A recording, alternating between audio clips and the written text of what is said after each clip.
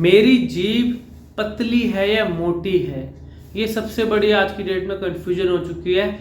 लोग मुझसे पूछते हैं कि सर आप बताइए कि मेरी जीभ पतली है या मोटी है, और फिर उसके बाद सर मैं र को पता नहीं क्यों लो मेरे मुंह से निकल जाता है, मेरे को खुद पे ही नहीं पता लगता, मेरे पे कंट्रोल ही नहीं है कि मैं कोशिश तो कर रहा हूँ र की, लेकिन वो ल निकल रहा है। सभी को नमस्कार, आप सबका वेलकम है ऑन माय यूट्यूब चैनल जिसका नाम है साहिल मलिक व्लॉग्स। अगर आप न्यू हो तो ज़रूर सब्सक्राइब और शेयर कीजिएगा वीडियोस को। आज का सेशन रहेगा जीभ हमारी पतली है या मोटी, इस कंफ्यूजन को क्लियर करना। ये कंफ्यूजन ही है। एक लॉजिकल माइंड को आप यूज करके देखिए कि कभी ऐसी पॉसिबिलिटी हो सकती है कि आपकी जीभ पतली हो या मोटी हो, और कौन सा ऐसा मेजरमेंट का कोई इंस्ट्रूमेंट है, कोई टूल है जिसके थ्रू मैं ये मेजर कर सकता हूं, मैं नाप सकता हूं कि मेरी जीभ पतली है या मोटी है। अब आप बताओ, कोई अक्षर अगर मुझसे नहीं बोला जा रहा, उसका साइंटिफिक तो कोई लॉजिक है नहीं कि मैं उसको सही से क्यों नहीं बोल पा रहा, क्योंकि वो मेरी रॉन्ग हैबिट है, मैं उसको गलत आदत की वजह से वो क्लैरिटी नहीं दे रहा।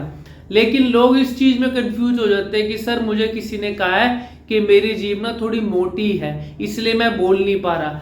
अगर आप मोटी जीभ के साथ एक अक्षर भी अगर आप मुंह से सही बोल पा रहे हैं तो आपकी जीभ वो मोटी नहीं है। अगर एक्चुअल में अगर ऐसा होता कि जीभ मोटी है तो हो सकता है आप कोई भी अक्षर ना बोल पाते, और ऐसी पॉसिबिलिटी होना 0.001% है।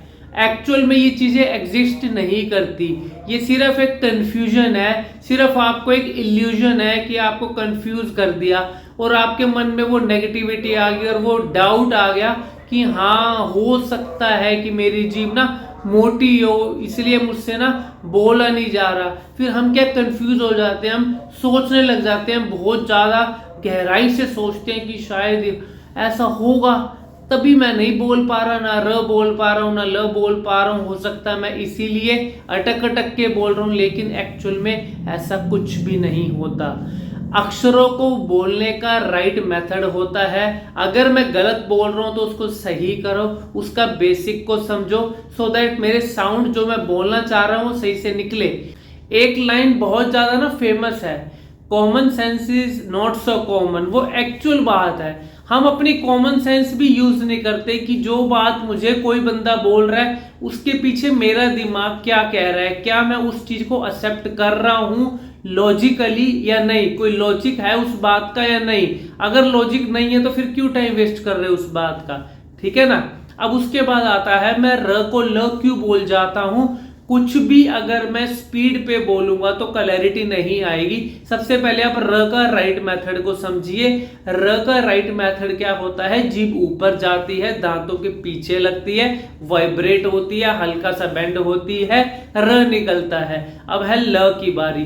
ल के लिए भी जीभ ऊपर जाती है लेकिन वो हाफ बेंड हो जाती है, वाइब्रेट नहीं करती, तो वो ल की साउंड निकालती है। अब कंफ्यूजन क्यों आती है फिर, र बोलने के लिए अगर ये मेरी जीभ है ऊपर लगी लेकिन मैं उसको हाफ बैंड तक ले आया, अब यहाँ पे किस चीज की साउंड थी, हाफ बैंड पे ल की। अब ल वाली साउंड पे मैं अगर र को ले आऊंगा तो ऑब्वियस सी बात है ना, वो र ल के अंदर मिक्सअप होगा, और इसलिए हमें लगता है मैं कोशिश तो कर रहा हूं र बोलने के लिए लेकिन वो ल पता नहीं क्यों बन जाता है। वो इसलिए होता है क्योंकि जहां पे आपकी जीभ वो रहनी चाहिए ऊपर, वो अपनी जगह से हटके दूसरे अक्षर की जगह पे आती है, और जहां उसकी साउंड ल की आनी चाहिए वहां र आप निकाल रहे हो, इसलिए वो मिक्सअप हो जाता है। हर बार मिक्सी के अंदर उसका जूस बन जाता है, फिर आपको कंफ्यूजन हो जाती है मैं मेरे र में गलती है या ल में। सेपरेट दोनों का वीडियो बना के ना अपना चेक किया करो कि कहाँ मैं गलती कर रहा हूं।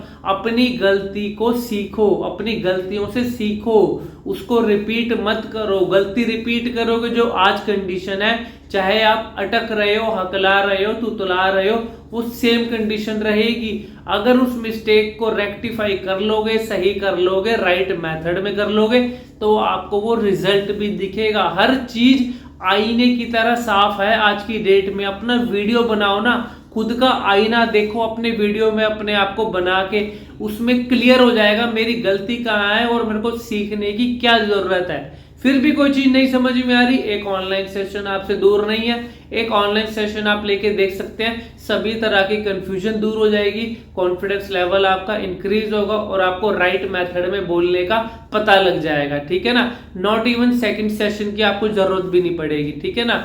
Thank you very much, God bless you.